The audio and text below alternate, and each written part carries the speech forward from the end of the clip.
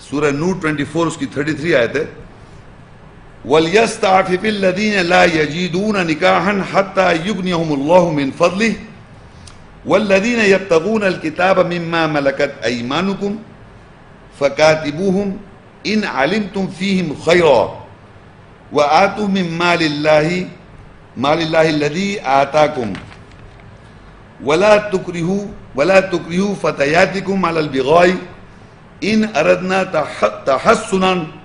تحسنا لتبتغوا عرض الحیات الدنیا ومن یکرہن فإن اللہ من بعد اکراہہن غفور رحیم.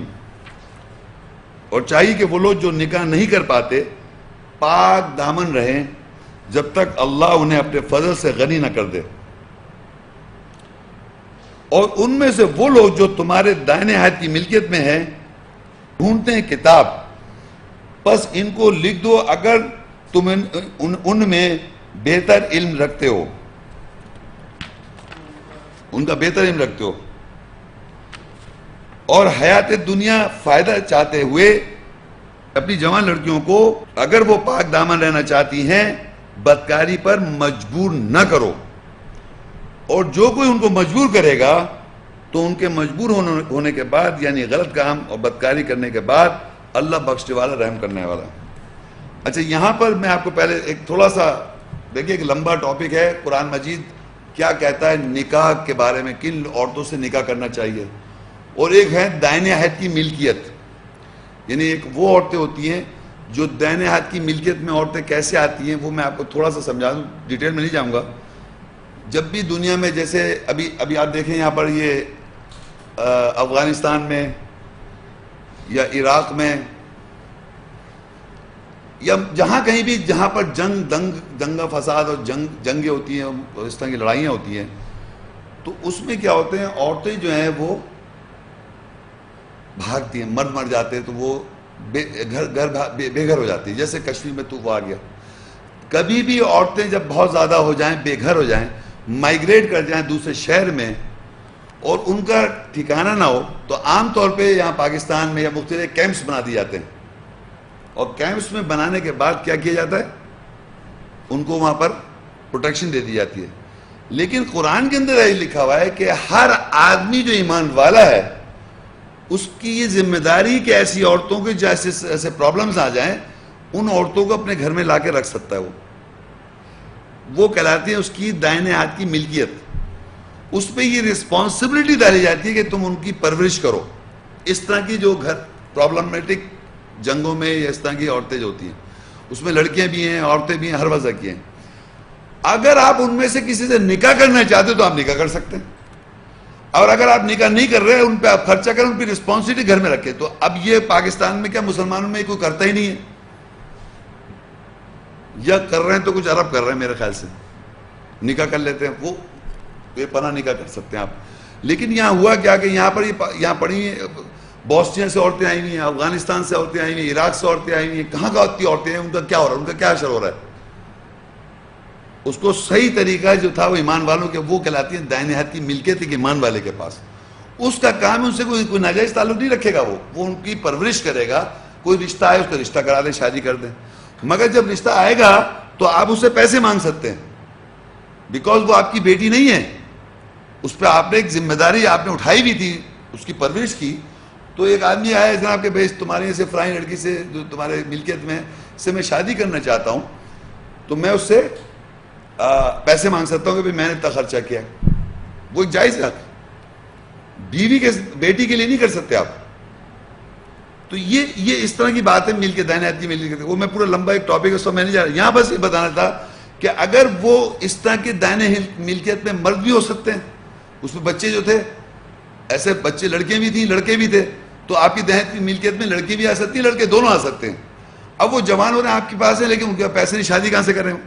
تو اس کانٹیکسٹ میں لکھا ہے کہ چاہیے کہ وہ لوگ جو نکاح نہیں کر پاتے پاک دامن رہے، یعنی وہ دائنے کی ملکیت کی بات ہو رہی ہے، جب تک اللہ انہیں اپنے پاس سے فضل سے غنی نہ کر دے.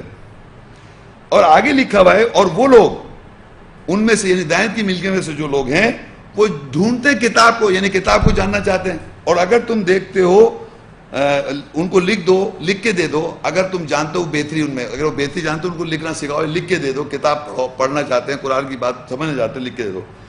اور خرچ کرو مال, وَآتُوا مِن مَالِ اللَّهِ الَّذِي آتَاكُمْ, اور ان پہ مال, ان پہ خرچ کرو جو اللہ نے تمہیں مال دے رکھا ہے.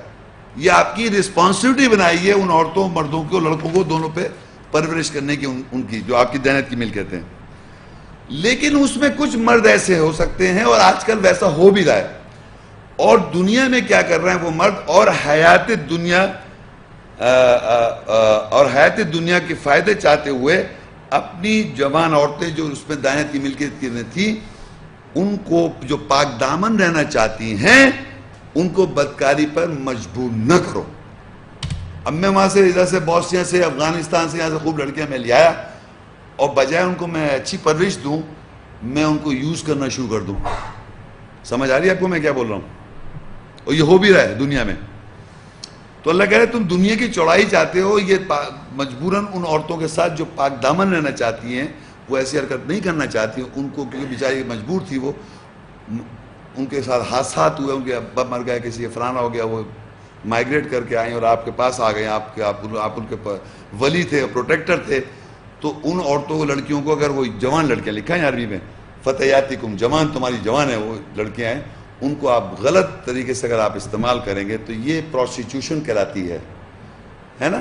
تو یہ جو کام ہے اس کے لیے اللہ کہہ رہا ہے کہ جو پاک دامن رہنا چاہتی ہیں بدکاری پہ, وہ مجبور نہ کریں. یہاں ہے اب مرد کا کیریکٹر, خود نہیں کر رہا, ان کو خود کروا رہا ہے غلط کام. اور جو کوئی مجبور کرے گا اس کے ساتھ تو حشر ہوگا, وہ تو قرآن میں الگ بات ہے, لیکن یہاں خاص بات لکھی ہے, تو ان کے مجبور ہونے کے بعد, یعنی غلط کام کرنے کے بعد, بدکاری کے بعد, اللہ بخشنے والا, رحم کرنے والا ہے. اب یہ جو نوجوان لڑکیاں ہیں جن کے ساتھ یہ زبردستی عمل کرایا جائے گا, ان کو اللہ تعالیٰ کہہ رہا ہے کہ اگر ان کی ول نہیں تھی, بڑی امپورٹنٹ بات ہے یہ سننے میں, بڑی زبردست اور بہت سمجھنے والی بات ہے, جن عورتوں کو مجبور کرایا گیا, جن عورتیں غلط کر, لڑکیاں, جن لڑکیوں کو مجبور کرایا گیا اس غلط کام کے لیے, اور وہ مجبور ہو کر ان کے ساتھ غلط کام ہوا, اللہ تعالیٰ ان کو معاف کر دے گا. کن کو؟ عورتوں کو, لڑکیوں کو. اب آپ یہ دیکھیں, یہ بالکل اس کو کہتے ہیں دنیا میں زنا بالجبر. کہتے ہیں قرآن میں زنا بالجبر کا ذکر نہیں, یہ واضح لکھا ہوا زنا بالجبر, کہ وہ لڑکیاں چاہنی نہیں ہیں, آپ زبردستی ان کو مجبور کر رہے ہیں کہ وہ زنا کریں. تو یہ اسے کیا کہیں گے آپ؟ یہ جبر کیا نا, آپ نے زبردستی کیا. اب جس آدمی نے یہ زنا بالجبر کیا کسی لڑکی کے ساتھ, تو اللہ تعالیٰ قرآن میں کہہ رہا ہے ان لڑکیوں کو اللہ معاف کر دے گا.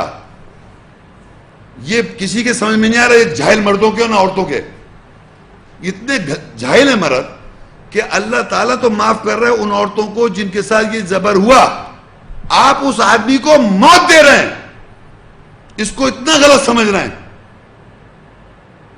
دنیا کے اندر کوئی آدمی اگر زنا بالجبر کسی لڑکی کے ساتھ کر دے تو پوری دنیا اس کے پیچھے لگی ہوئی, اس کو مار دو جان سے.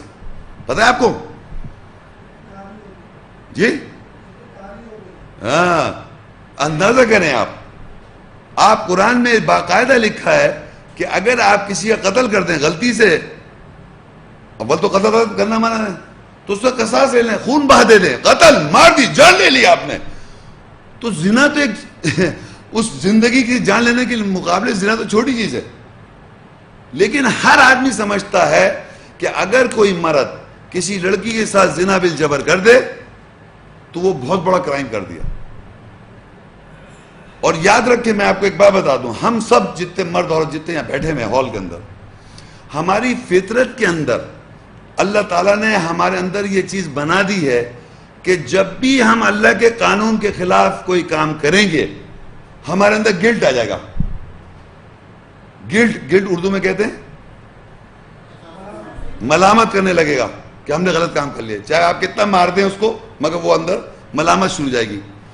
تو جس عورت کے ساتھ زبردستی ہوا اس کو گلٹ آ سکتا ہے, اس کی تو مرضی نہیں ہے, اس کو تکلیف ہوگی, ہرٹنس ہوگی کچھ عرصے کے لیے, فزیکل نفسیاتی طور پہ بھی کچھ دن کے لیے, لیکن وہ ایسا نہیں ہے جس طرح کہ ہم مرد سوچ رہے ہیں. یا جس طرح عورت سوچوا رہی ہے کہ اس آدمی کو جان سے پھانسی پہ لٹکا دیا جائے. میں اس ریپسٹ کو اجازت نہیں دے رہا ہوں کہ ریپ کرتا پھرے. استغفر اللہ. دیکھیے بات سمجھیں, یہاں اللہ کہہ رہا ہے کہ یہ مجبور کرا رہے ہیں, تو اللہ ان عورتوں کو جب معاف کر رہے ہیں اس کے معنی ان عورتوں کی زندگیاں خراب نہیں ہو رہی ہیں جتنا آپ سمجھنے کے خراب ہو گئی. آپ نے خود سمجھ لیا, اس کو بیچاری کو بجائے اس چیز کو نکالیں, آپ خود کو اس بیچاری کے ساتھ تو ایسا ہو گیا, وہ سمجھے تو ٹھیک ہو گئی, پھر بھی یہ کہا جا رہا ہے مجھے.